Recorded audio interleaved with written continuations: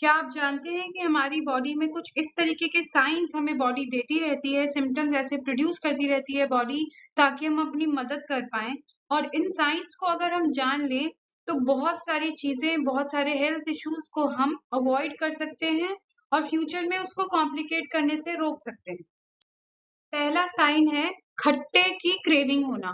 बार-बार अगर आपको ऐसा लगता है कि खट्टास खाने का मन कर रहा है, नींबू या फिर चटपटे फल, तो सबसे पहले अगर आप एक महिला हैं, तो प्रेगनेंसी सोचनी चाहिए। पर अगर आप महिला नहीं हैं या प्रेग्नेंट नहीं हैं, तो डेफ़िनिटली कुछ हार्मोनल चेंज या फिर आपका लिवर और गॉल ब्लैडर मतलब आपका जो लिवर वाला सिस्टम है, वो डिटॉक्स माँग रहा है।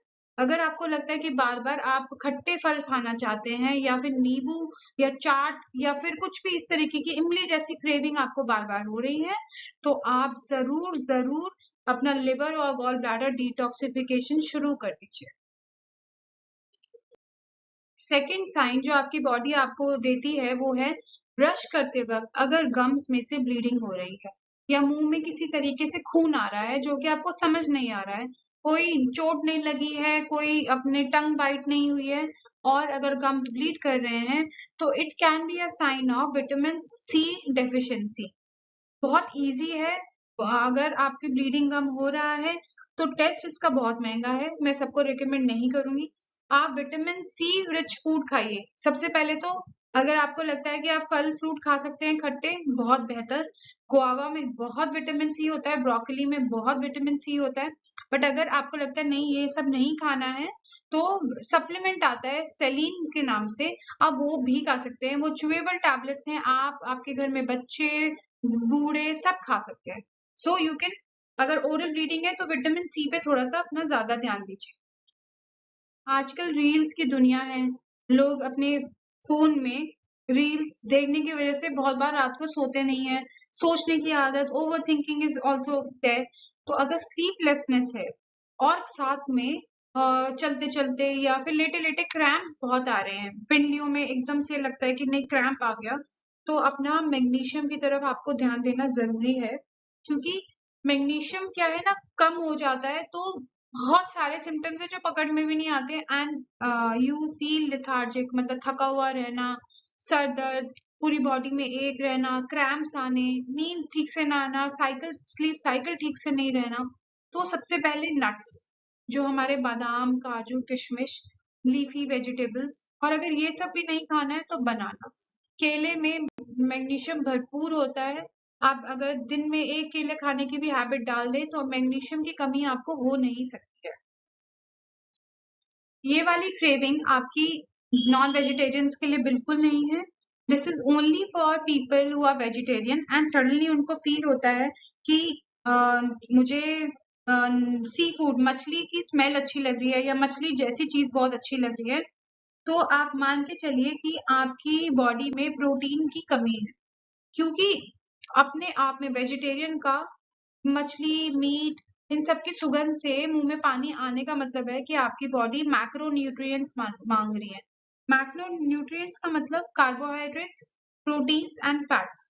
तो अगर इन तीनों में से कुछ भी कम होगा तो आपको सी फूड के स्मेल से या इस तरीके की क्रेविंग पाई जा सकती है। इसलिए balanced diet is very important for specially for vegetarians. ये पूरी दुनिया की प्रॉब्लम है कि ये हेल्दी एप्पल खाना है या कुछ मीठा खाना है। Craving sugar. Sugar is the most addictive thing on this earth I would say. अगर आपको शुगर खाने की आदत, चीनी खाने की आदत या मीठा खाने की आदत है, जंक फूड लेने की आदत है, तो शुगर की क्रेविंग आपको कंटिन्यूअसली होती रहेगी। क्योंकि शुगर से क्या होता है, एक ड्रग की तरह एडिक्शन हो जाता है और इसकी लत अच्छे से मतलब ढंग से छूटती भी नहीं है। बेस्ट कैसे कर्ब करें? पहले तो एक्सरसाइज और अगर आपको शुगर की क्रेविंग हो रही है तो उस वक्त पहले सबसे पहले पानी पी के देखिए। उसके बाद भी सलाद खा के देखिए। अगर सलाद के बाद भी नहीं होता है तो फिर आगे सोचेंगे कि क्या करना है बट पानी and salad is very important. बहुत बार ऐसा होता है कि हमें नमक की क्रेविंग हो रही है, स्पेशली हम अगर एक्सरसाइज करके आए हैं, पसीना बहुत बहा है, जैसे आजकल ह्यूमिडिटी बहुत ज्यादा है, तो नॉर्मल है कि आपको नमक की मात्रा अपनी बॉडी में कम लगेगी। बट अगर इनमें से कुछ भी नहीं है, लाइफस्टाइल सिडेंटरी है, नॉर्मली बैठे-बैठे आपको लग रहा है कि नहीं मुझे नमकीन खाना है, तो हो सकता है आपकी बॉडी में क्रॉनिक इन्फ्लेमेशन हो, क्रॉनिक इन्फेक्शन हो, जिसकी वजह से आपकी बॉडी सोडियम क्रेव कर रही है। तो जब भी आपको नमक खाने का मन करे और पसीना और इन एक्सरसाइज और इन चीज़ों से रिलेटेड नहीं है, तो definitely you should find infection और inflammation in your body. Best तरीका है एक नॉर्मल सा टेस्ट करवाना जिसका नाम है सीआरपी। सीआरपी और ईएसआर करवाइए। अगर किसी भी प्रकार का इन्फेक्शन या इन्फ्लेमेशन बॉडी में होगा तो सीआरपी और ईएसआर रेज्ड होगा। Then that's how you can rule out कि जो आपकी सोडियम क्रेविंग है वो नमक की मात्रा नॉर्मली कम हो रही है या ज्यादा इन्फ्लेमेशन इन्फेक्शन तो नहीं है इस वजह से है।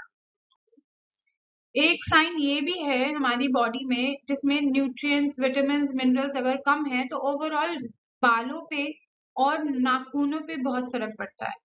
अगर आपके नाखून कुछ बिना करे या हल्का सा ही कुछ एफर्ट हुआ या काम किया उसमें टूट जाते हैं, छोटे-छोटे एजेस बन जाते हैं, तो it can be sign of calcium deficiency, vitamin deficiency, micronutrients deficiency and lot of things. Zinc deficiency भी हो सकती है। और हेयर फॉल आजकल पीआरपी की वजह से हेयर फॉल का तो मुद्दा बहुत ही बड़ा है। Cosmetic industry is going wow around it. But अगर अंदर से बॉडी को ठीक करना है, अंदर से हेयर फॉल का सोर्स पता करना है, तो you should always take care of your vitamin D levels, calcium levels, vitamin B12 levels, iron levels, folic acid levels and last but not the least zinc levels. अगर winters हैं और skin dry है, it is understandable कि ये हो जाता है।